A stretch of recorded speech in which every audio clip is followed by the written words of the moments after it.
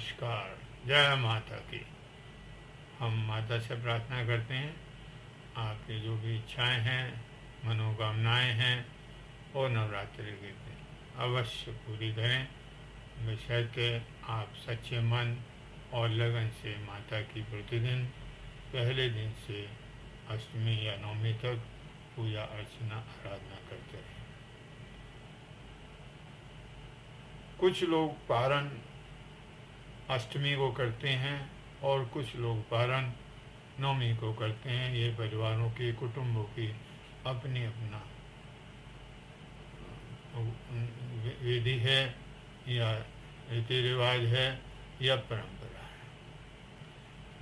आप अष्टमी को करते हैं या नवमी को करते हैं, उसी दिन कन्याओं को, छोटी कन्याओं को बुलाएं, उनको भोजन खिलाएं, उनके तिलक लगाएं और बाद में उनको दक्षिणा देकर पैर छूकर विदा करें।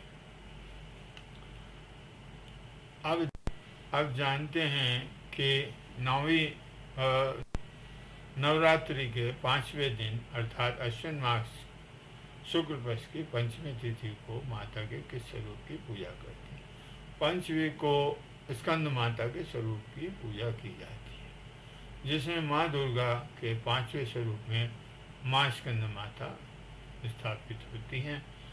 आज के दिन स्कंद माता की पूजा आराधना करने से माँ प्रसन्न होती हैं।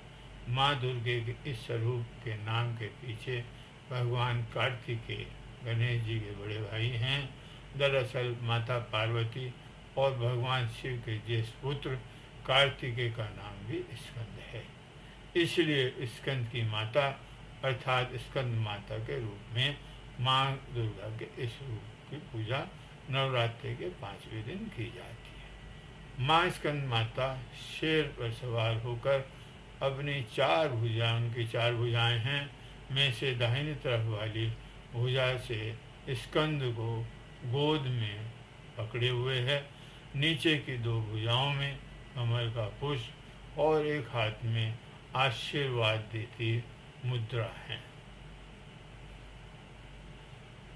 संतान प्राप्ति में होने वाली बाधाओं को दूर करने के लिए माँ स्कंद माता की पूजा की जाती है। पौराणिक कथाओं के अनुसार माँ स्कंद माता भी हिमालय की पुत्री पार्वती है। इन्हें महेश्वरी और गौरी के नाम से भी जाना जाता है। इनकी क्या पूजा विधि है, कैसे पूजा करनी चाहिए। प्रतिदिन नवरात्रि के दिन उपासक जो भी माता की पूजा कर रहा हो, स्त्री पुरुष नर नारी, सुबह सुबह उठकर सूर्योदय से पहले स्नान कर ले और उसके बाद जहाँ घट स्थापित किया है या देवी के स्वरूप की स्थापना की है, वहाँ पर गंगा जल से जमीन को पवित्र करके माँ के सामने आसन लगाकर बैठ जाए। माँ का ध्यान करते हुए माँ स्कंद माता के इस मंत्र का जाप करें। क्या है मंत्र? सिंहासन गता नित्यम पद्माश्रित कर दया शुभदास्तु सदा देवी स्कंद माता यशस्वीन। ये नीचे भी लिखा गया है, आप देख सकते हैं। या माँ के मूल मंत्र ओम एम ह्रीं क्लीं चामुंडा विच्चे से भी माँ की पूजा करते सकते हैं। अब माँ स्कंद माता के सामने धूप और घी का दीपक जलाएं। स्कंद माता को श्वेत रंग अति प्रिय है, अतः साधक सफ़ेद कपड़े पहने, क्योंकि माता को श्वेत रंग बहुत पसंद है। आज माँ को केले का भोग लगाएं। माँ को पीले रंग के फूल अर्पित करें और माँ की स्कंद माता की आरती उतारें। शाम के वक्त माँ की कथा का श्रवण करें, जैसे कि आपको और दिन भी बताया गया है। माँ स्कंद माता की क्या कथा है, आइए उसको श्रवण करते हैं, जानते हैं। नवरात्रि के 5वें दिन माँ स्कंद माता की कथा शाम को करते हैं, सायंकाल जब सूर्यास्त होने लगे। बात उस समय की है जब सती द्वारा सोम को महाराजा दक्ष के यज्ञ में भस्म करने के बाद शंकर भगवान सांसारिक मामलों से अलग हो गए थे। उन्हें संसार से अपने को अलग कर लिया था और कठिन तपस्या में भगवान भोलेनाथ लीन हो गए।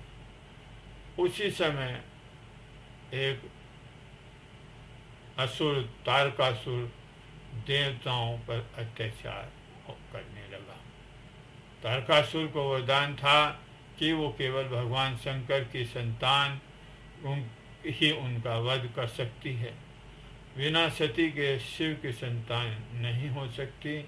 यह सोचकर सभी देवी देवता भगवान विष्णु के पास मदद मांगने के लिए गए कि भाई किस प्रकार माँ का पुत्र उत्पन्न हो, संतान उत्पन्न।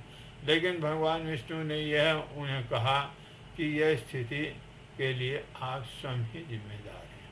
अगर आप उस समय दक्ष प्रजापति के यज्ञ में भगवान शिव के बिना उपस्थित होते तो सती को अपना शरीर नहीं भस्म करना पड़ता। उसके बाद विष्णु भगवान उन्हें पार्वती माता के बारे में बताते हैं, जो आदि शक्ति माता सती की अवतार हैं। उसके बाद देवताओं की ओर से मैं ऋषि नारद पार्वती के पास जाते हैं और उनसे तपस्या करके भगवान शिव को पति के रूप में धारण करने के लिए कहते हैं, जो पिछले जन्म में भी उनके पति थे। हजारों वर्ष की कठिन तपस्या के बाद भगवान शिव पार्वती माता से प्रसन्न होकर उनसे विवाह करते।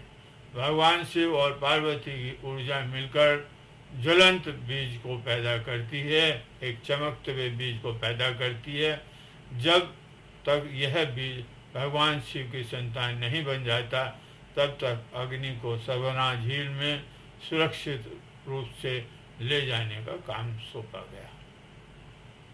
बीज से निकलने वाली जो ऊर्जा थी, गर्मी थी, अग्नि के लिए भी वो असहनीय हो गई। तब बीज को गंगा माँ को सौंप दिया, हे माँ आप ये बीज लीजिए, जो उसे सुरक्षित सर्वना झील में ले जाती है। देवी पार्वती ने तब जल स्रोत का रूप धारण कर लिया ताकि वह बीज का पालन पोषण सुरक्षा कर सके। इस प्रकार 6 माताओं द्वारा देखभाल किए जाने के कारण 6 मुखी कार्तिकेय जन्म लेते हैं। कार्तिकेय के 6 मुख हैं, क्योंकि 6 माताओं ने उनका भरण पोषण किया। वह बड़े होकर सुंदर, बुद्धिमान और शक्तिशाली कुमार बने।